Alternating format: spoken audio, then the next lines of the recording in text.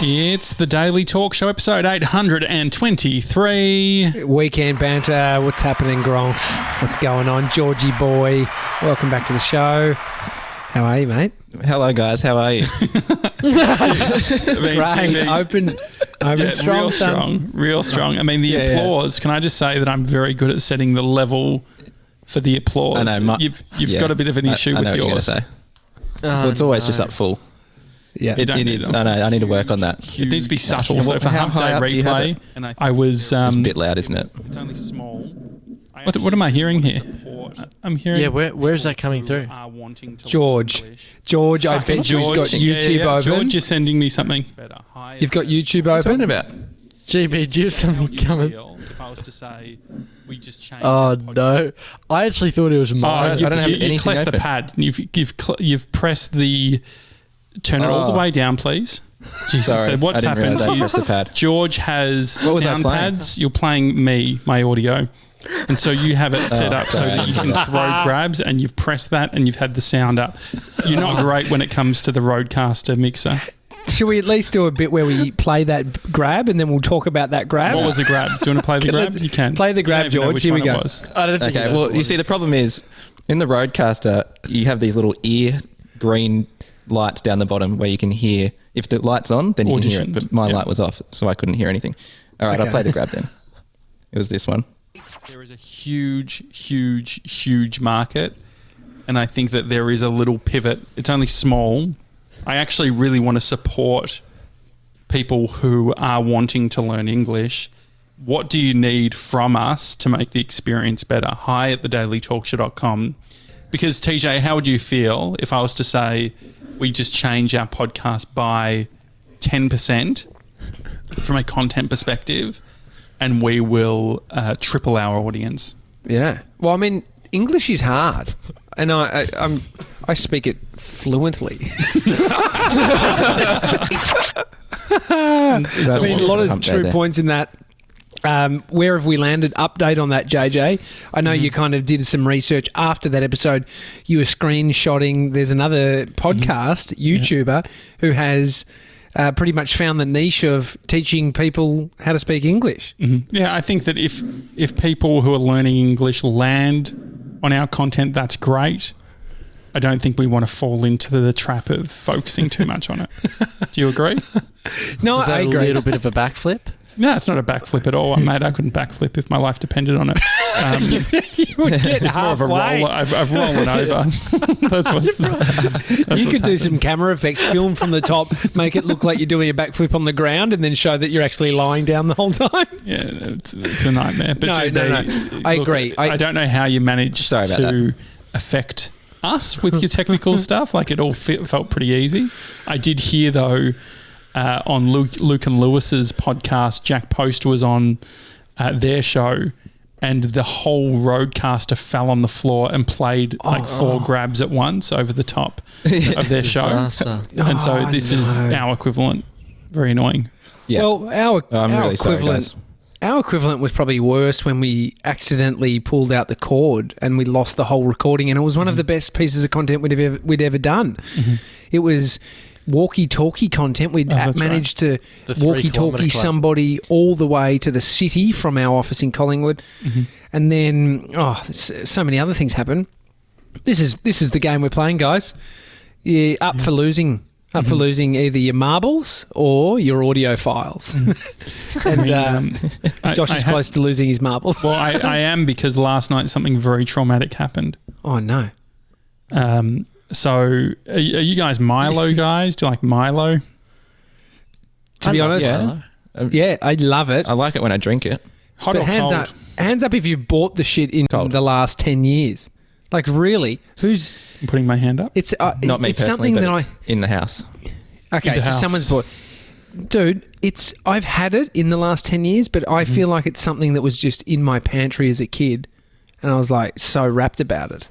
Yeah, I mean, is it? I feel like people were either Milo families or Nesquik families. Do you think that's true, or did you have both? We had both. Okay, We had both. We even had those straws. Even so those Nesquik straws with chocolate sippers. inside them, and then you Yeah. And so Chocolate what's the balls. difference? What's the main difference, do you think, between a Nesquik and a Milo. Oh, completely different. Nesquik's finer. Nesquik's a lot thinner. Yeah, finer. Yep. That's the word. Yep. And so it really, really dissolves. Yeah. Whereas you're getting something like weirdest bit Milo. In Milo, I used to always find it crazy when you'd fill up the glass with milk and it would float to the top, but it wouldn't be wet. Yeah, love that. Love that. Love that. It would come up and it would bob. It would then turn and be like, yeah, fucking, I didn't want to be down the bottom. Why are you putting me down the bottom? But then, so it's like, it's almost a meal. Milo really gave you the sense that you were having a cheeky little afternoon snack versus it's being a drink. Well, Bree's wanting more naughty. Yeah, well, Bree's wanting Milo to be our slightly not so bad for you dessert that we have in the evenings. What do you think, first of all? Mate, your house is your house literally is like if you got 6-year-olds and put them into a share house. I watched this episode of like Crazy Kids or something where they took this house and they put them in there and had cameras everywhere and said, you got to fend for yourselves for 24 hours. And it was all above board, not sort of, dangerous for the kids. They trashed this fucking joint. I know you guys don't do that, but in terms of what they were eating, it's literally your place. They've got drink in the fridge, that's their food, and now they're considering dessert before they work out what they are able to even cook. Well, so where it all went wrong though is we did it last night and we had Milo. I'm not a Milo guy. Bree heated up her Milo. I decided to have my Milo cold and it tasted horrendous. It was very, very bad. The worst. Terrible. Well, but if you're not a Milo guy, you of course you're not going to like it. Were you the Nesquik guy though? Well, I don't think I was either. I don't know.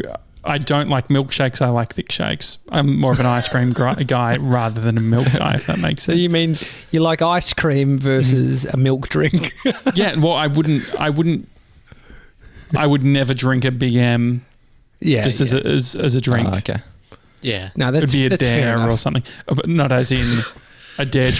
As in someone to dare me, not as in a dare iced coffee.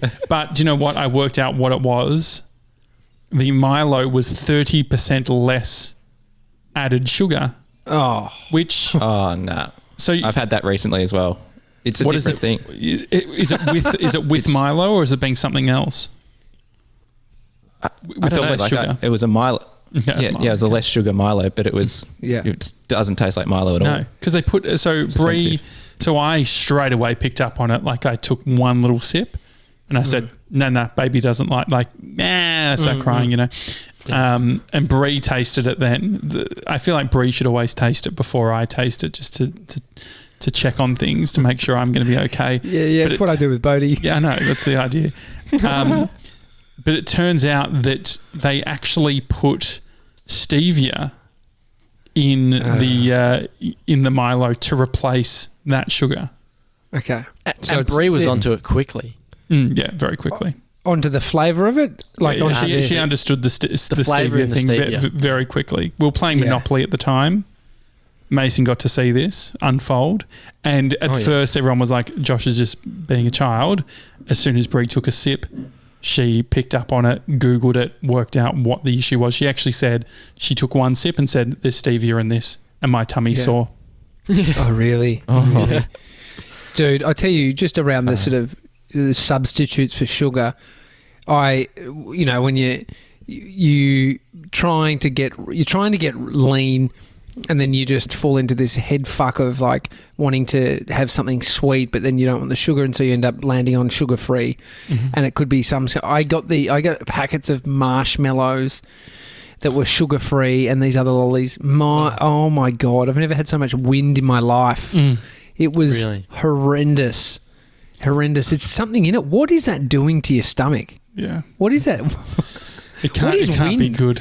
Yeah, what is gas? How does it work? It's a good question. Just a bunch of reactions and stuff going on. There's no flora. Like people talk about stomach. Like my guts have been completely stripped of any sort of flora. Bacteria. Yeah.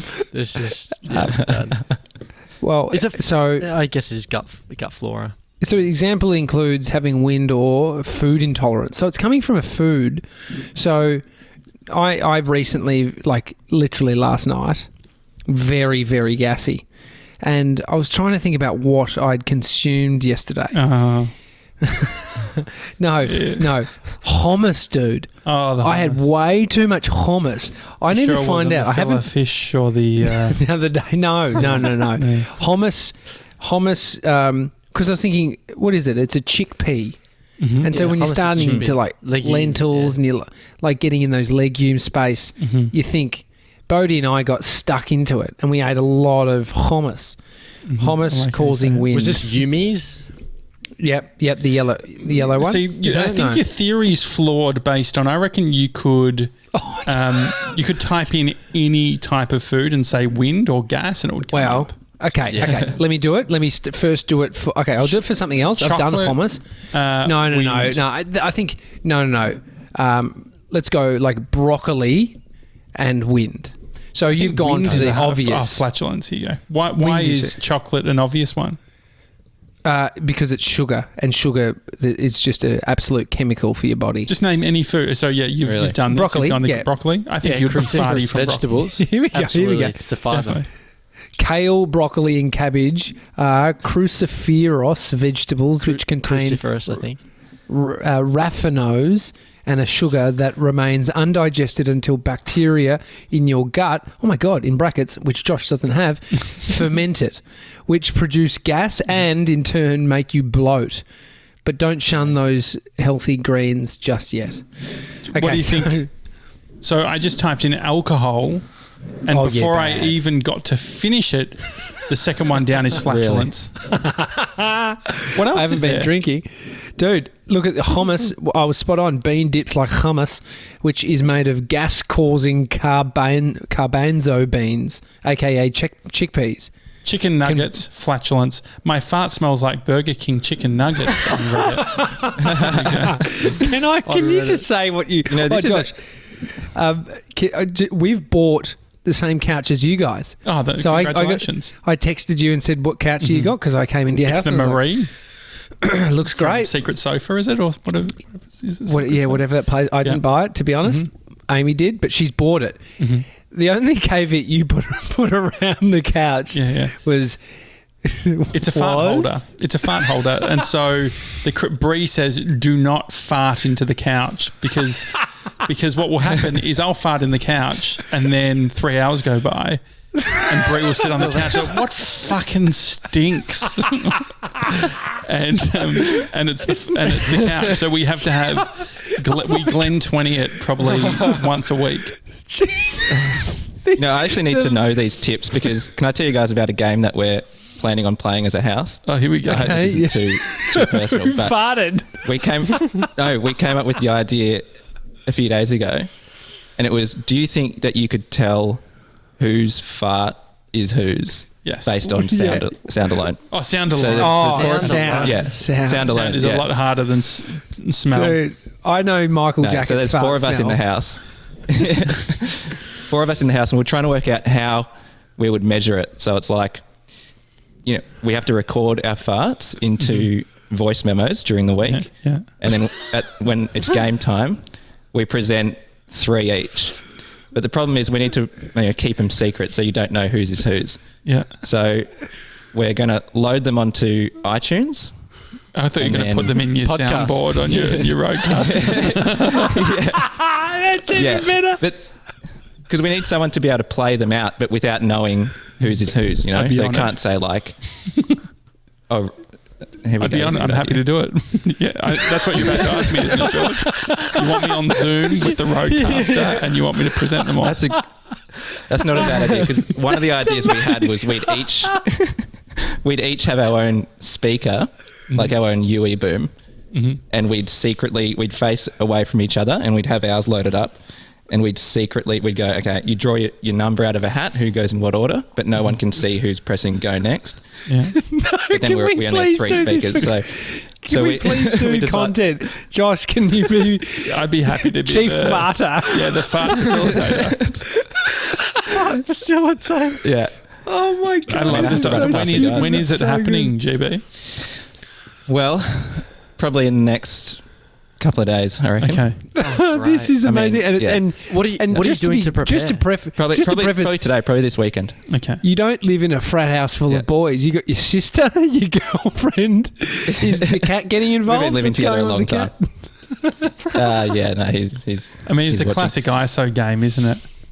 cat. Is it? Nothing else to do. I mean, so the thing is, so looking at this, my fart smells like Burger King chicken nuggets.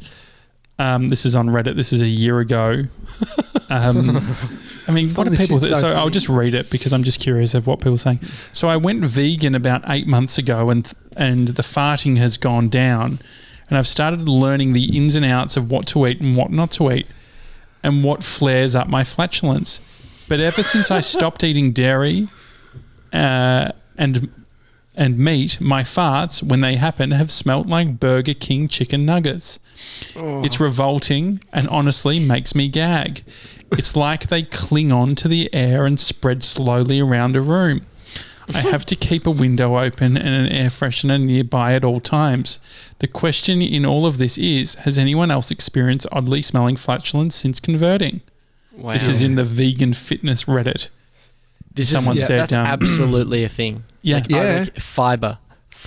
Having that fiber going through you, like bananas. If you have over 4 bananas a day, your farts aren't going to be good. Do you think I should be? So I was, we had a meeting earlier and I felt like I was quite clear and focused. And I was like, what's different? I was like, fuck, I ate a banana. And so I was like, maybe the potassium, maybe I can become the potassium guy.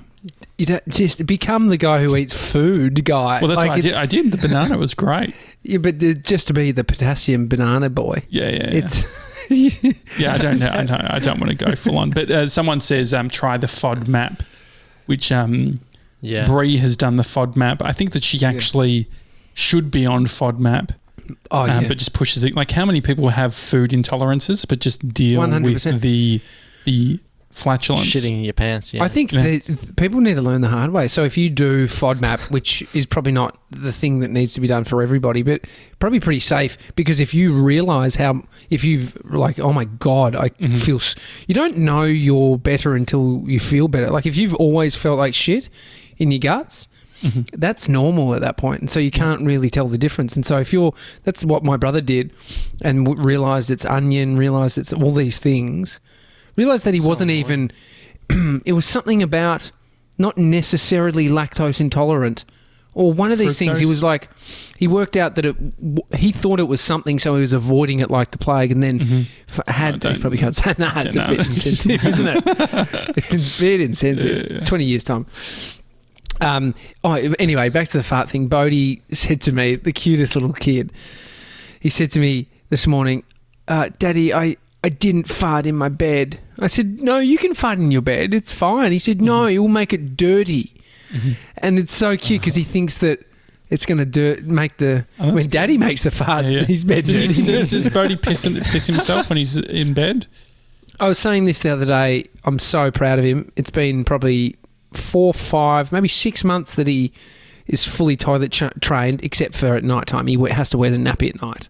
And the way you get them off is either let them piss their bed, which we're not up for, or you encourage them to go to the toilet before they go to bed while they've still got their nappy on, and then when it becomes less wet in their nappy, like once it's pretty dry when they're waking up, you can take it off and start to try and Could you just let tell them him to sleep through the change his night. focus? Go, mate, fart all you want. Just stop pissing yourself.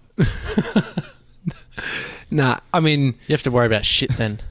Is he shitting himself during the night too? no. He No, but isn't. if you're focusing on the farts, pushing them out.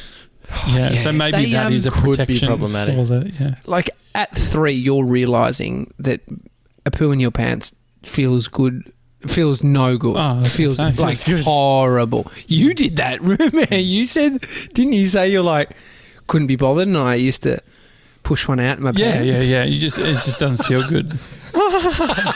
just sitting watching TV and you'd sort of be like laying down. So it's like, I remember the stage as a kid where you would be laying down and having sort of your ass up, so you're shitting so it doesn't squish into so then you can just go and drop it off. Like it's almost like Drop it off in the toilet. Like what a what a process. George, I've got the name of your game. To be able to drop it. George, if you're I've old got the enough to name. then shit and then go to the toilet and drop it into the toilet, you're probably Old enough to something- leave home. Fuck off. yeah, exactly. Yeah. Georgie boy. No, I was the name paying. of I was paying rent. the name of your I was paying board. the name of your game. Whose fart is it anyway? That's very. That's great. That is good. That is really good. That is very good. See that's how. See that applause, GB. I know. level. Well, I'm You never could touching just- the you could just Rodecaster hear again. it. Do you want to just do you want to test? Can you show me how Do you loud remember you which one's normally have it? applause? How loud you had it during your episode? So I with normally Tony? have it up like... Okay, play Yeah, how yeah, you normally already. do it. Yeah. So the problem is, I just you want fade it it there. down. You want it there. That's quite clear. There. That was. You I need mean, it I sort felt, of a quarter way. The problem is too when using Zoom, it's doing all that audio Yeah. ducking. I felt like we I'd don't have achieved something. yeah. To be honest, I felt good about myself in that moment. There's something about a clap, like being clapped for. That you- what is Kids like? love It's it. a, Yeah. Kids love it. You know, narcissists clapped into a room. when they're adults. Yeah, just We used to do that a lot. Remember when we were just like, any time a guest would come in, clap him in, clap her in. You know, just, yeah, it's great.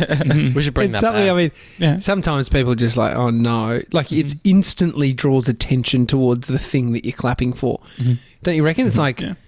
it just even, and then the difference in the clap, like a slow clap, adds a different element of like people get it. It's like mate. It's like mate, just the word, the same thing How? has a different meaning. Clap, just like Hang on, is this the Australian English language podcast? Is it- yeah. So you can use mate in many contexts. You can use it for, in exchangeable. If your mate's exchangeable, if your mate is pissing you off, mate. Oh, Come on, mate. I actually, this does remind me of the Aussie English podcast that I listened to. The guy is interviewing his dad, and they were talking about like, Cobber? yeah, mate. Oh, he said, were you on the piss? And then the dad interrupts. He goes, now that's an interesting one, isn't it? On the piss. What is that? You know, and then they deconstruct because like piss, is to urinate. But what we call piss is having a drink. And so being on the piss, it's having what we call a session. So you have Is this Dan Andrews in the podcast? But it's like, you don't just being on the piss. You're not just having one drink, it's an all night sort of thing. It's like the dad's he's just worked out this whole podcast thing, and he's just like, he's been asked by his son just to fucking chat about stuff and just deconstruct words, and he's fucking loving life. Right. How great. And they're fucking flying at 150k subs. Yeah, doing very well on the piss. Has there been any good uptick in the podcast, Dan. downloads from the last week from the title? Nah. I don't think. Sebs, have you noticed any change in the amount on that specific episode? Well, I think that episode did. I think it did all right. Like I was just getting the analytics up just before around how many views it's got. This is YouTube 200 specific. This is just YouTube. So YouTube, we get hardly any views where like 90% of our downloads come through audio. So how are we going for YouTube? Well, so this is it's at sort of the upper end. Mm-hmm. So it's done 266 views so far, and most episodes are probably low 200s with Thousands. some going into 300s. Okay. So Wow. it's Either it's way. not it's doing okay. It's doing about average, to be honest. Mm. Worth persisting with the name changes, or Well, I think we need some of that SEO juice and forum posts. Josh, I've got an idea. So this. Sorry. That was flatulence. No. Yeah. I was just looking at the at Aussie English, the YouTube channel, and his website. Like, The flag. good on him. He's done like this dude has done a good job at just like Pete. finding a niche that probably isn't that sexy, and he's able to put a whole bunch of marketing efforts into to build like a bit of a funnel to get people to sign up for his courses, the academy, all of that. Like, I'm sure he's making a wage for himself. there is. What would you pick? Like, if I had to, and it can't be podcasting because you're too good at it. You're too knowledgeable about it, and it's too close to you. Mm-hmm. What would something that you would have to pick that cannot be something you necessarily love, but the goal was you had to create some kind of following around it based on a need out there, and you had 6 months to do it? What do you reckon you'd pick? It's interesting because, I mean, the thing is, it's not going to be fun. Like, I think that the problem is anything. I don't want it to be fun. Well, no, but but the thing is, it will be fun. I feel like I've got such a long list. It won't be funny. It won't be funny. No, because there's so many things I'm interested in. Like, one thing I was thinking of. Can I tell you my idea? And I might actually go get the domain name and everything, before this episode goes out. Yeah. So the concept. So you've been talking about doing a podcast around mindfulness and stuff and interviewing people, in behind the scenes. The idea that I had was using the phrase "it's a comedy." Okay, so it's a comedy. The bit that I do. Mm-hmm. So it is a podcast where I chat to comedians, comedy people, whether they're on the stage or on screen or behind the scenes in the script writing stage and all of that sort of thing. It's once a week, and I sort of build a niche in that specific area, because I think about how many stand-up comedians there are that are quirky as fuck that I'd be like, oh, that'd be an interesting chat. But it's on it has a skew to focus on the craft and all that sort of thing. Funny people. Yeah. What do you think about it as a concept? Their process? Yeah. It's very specific. It's in the name. It's a comedy. What do you think of the name? Yeah, I like it. So it's a comedyshow.com would have to be the domain name. Yeah. It's a comedy.com's taken. Yes. And it's a great way. There's it's a park domain, and there's a cat stumbling and falling over. It's asleep. What do you think? Up. So the thing, I was thinking about this in we're encouraging so many people to create podcasts, we're collaborating with people on making podcasts. When do we branch off and do when do we do others? Do you think, TJ? Have you had a thought our of own shows? Our own show. This will always be the big part of what we do. But the idea of recording another podcast for us isn't hard. Yeah. I think it's the opposite of the approach we're saying for this guy who found something. He might like the English stuff, but I think he's definitely seen it's his vocab would consist of gap in the market, solving a problem, Google Analytics tells me, or whatever. It's all that stuff I think would be a part of his vernacular and drive why he does it. So is education a big thing with content? I think so much of it goes to making podcasts, doing stuff where it's showing people how to make a podcast, all of that sort of stuff. Do you think that from a business perspective, what would you do? What would your thing be? I'm not sure. I feel like where I was pushing you is to where your strengths lie. I think is in seeing these obscure approaches. You'd be the guy in a past life who would somehow found out how to sell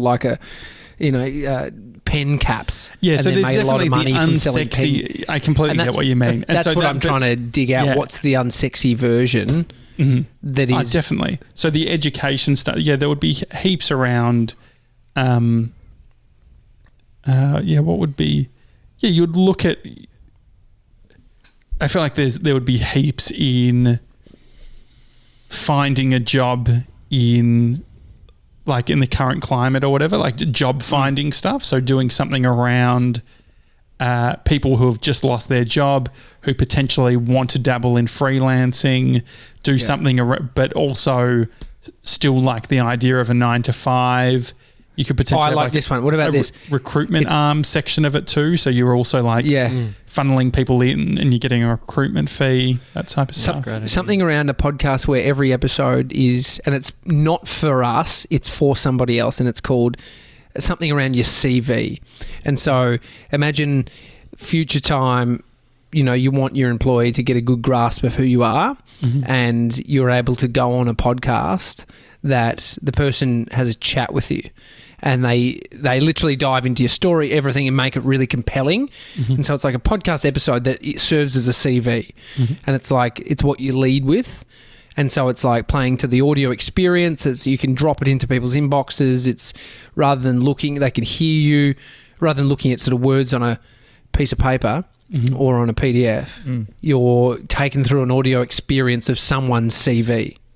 I like that. Yeah, I think there's something around the personal brand stuff that you could do, like helping people, especially people who are transitioning for like new careers or whatever. I think there could be something cool in that. Yeah. I guess where you kind of, and maybe I'm sort of wrong about this guy's approach, the Aussie English podcast, but maybe he fucking loves it. Maybe he's like, his calling years ago was education, and and so then the people who can really win are finding something that it feels like a calling, or it feels like they're meant to be doing it, and then it serves that need and is solving a problem, and then those two combined, you can be super fulfilled in what you do. And it's because not everyone wins in those two sides. Mason, what would you do if you had to have another job? Another job? Oh, I mean, when you were talking about the podcast, like the education stuff, I went real niche into like something around composting or bees or plant care, something like that. You would be good at that. Yeah.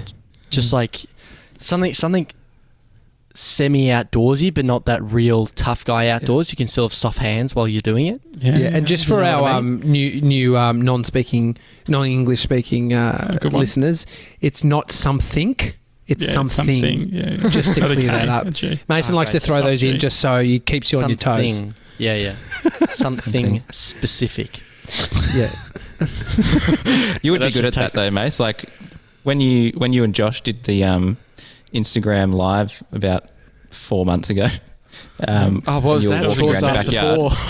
After four chores. Yeah. It was a good benchmark. You're walking around your backyard showing the worms and stuff like that. Never seen you so passionate about anything. I was I do get around the worms. It's a bigger question, isn't it? Yeah. Why aren't you passionate? I'm passionate. Do you think you're a passionate guy? Yeah, I reckon I'm a passionate guy. I don't know if I think it comes across in my actions as opposed to how my excitability and how much That's very true. Yeah.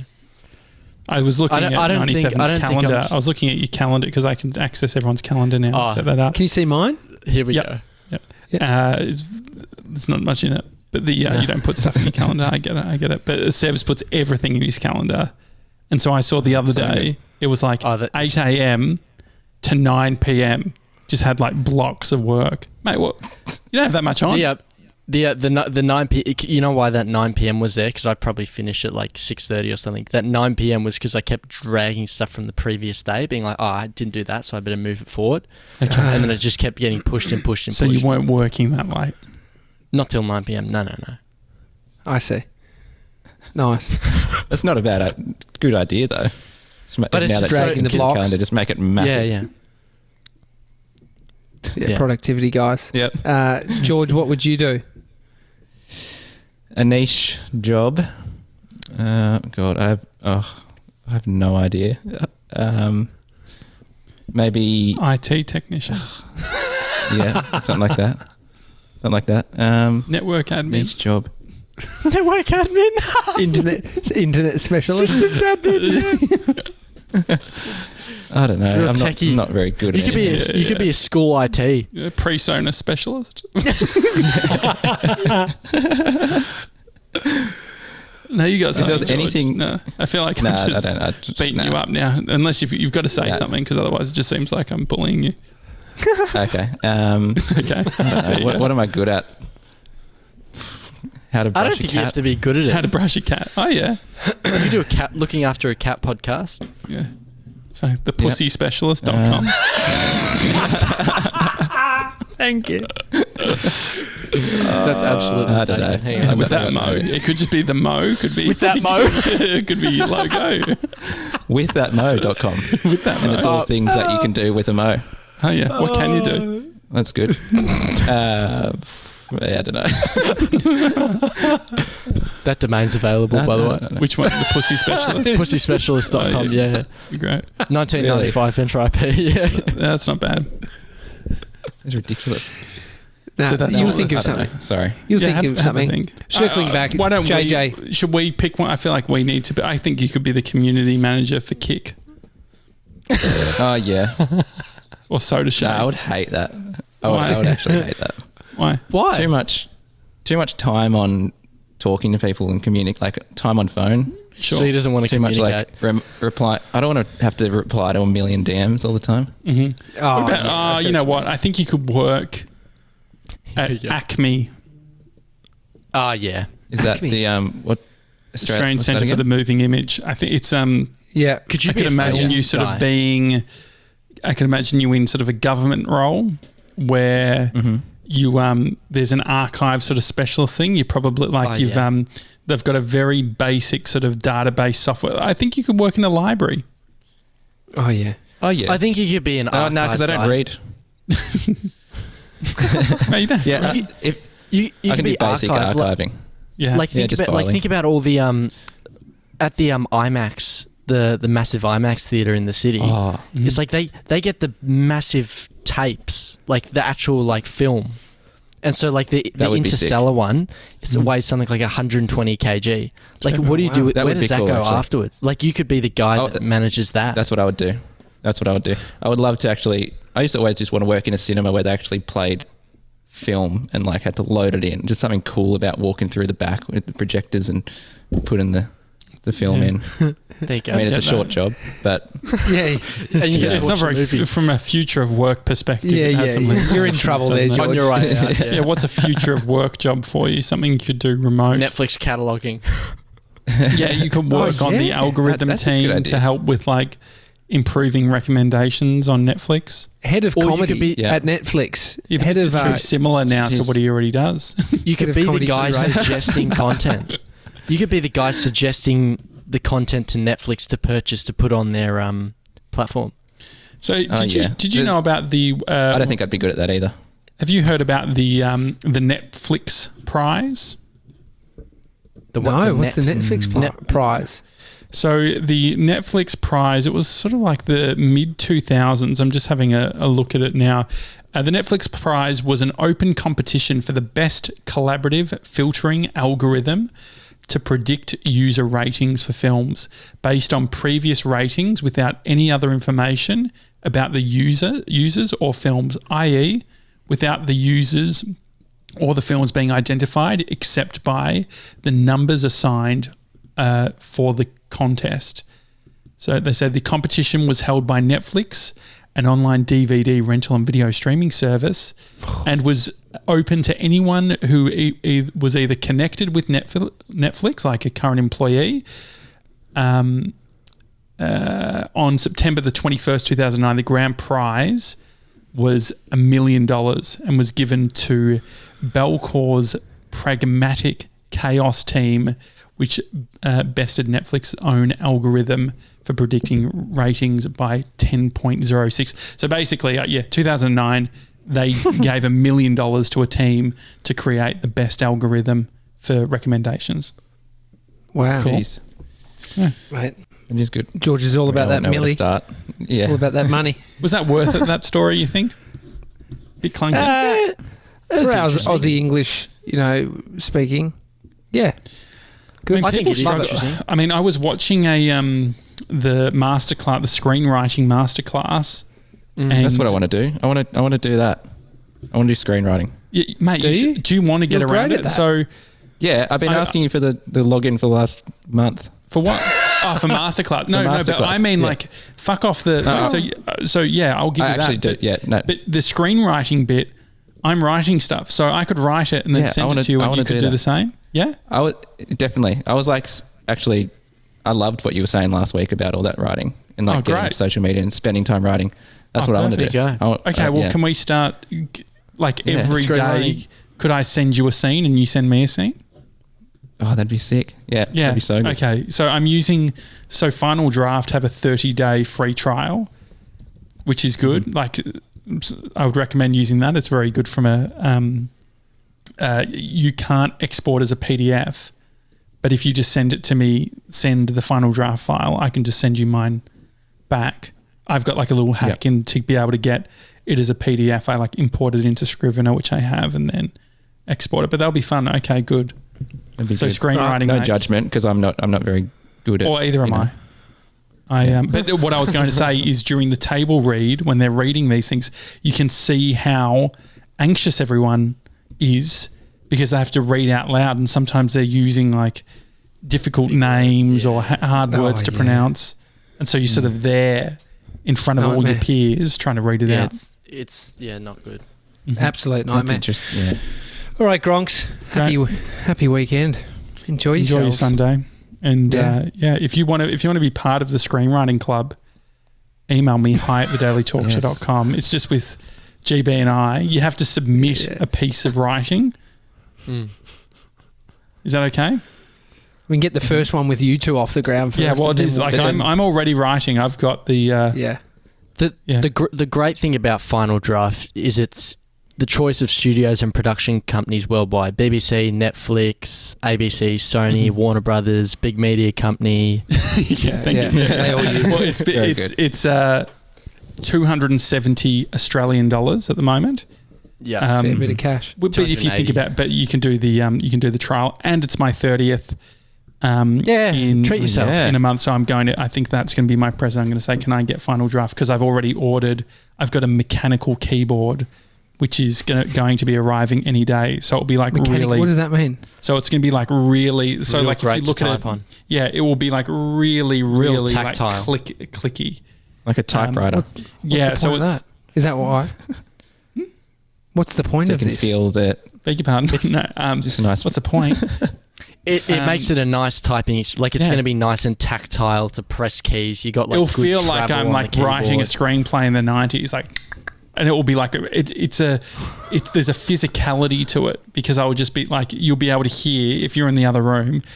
When I'm writing, you'll be able to hear like it's noisy. Like there's been blow-ups at tech companies. There's blow-up at tech companies in open plan offices where the engineers are using these mechanical keyboards because they're so loud. They sound fucking annoying, and you sound like the exact guy who buys one. So I get it. It makes a lot of sense. The one thing I'm worried about is Dr. K. She actually recommended.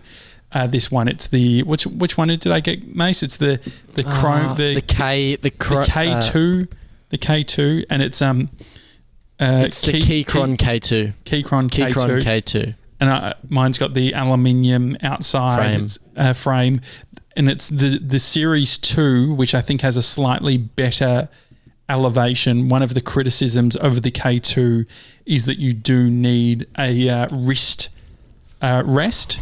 Because it sits quite high because the keys are like this high because you need to sort of like so anyway, it's exciting. But if you've got a keyboard at home, just start tapping away. Yeah, just use whatever you've got. Quentin Tarantino handwrites all of his scripts.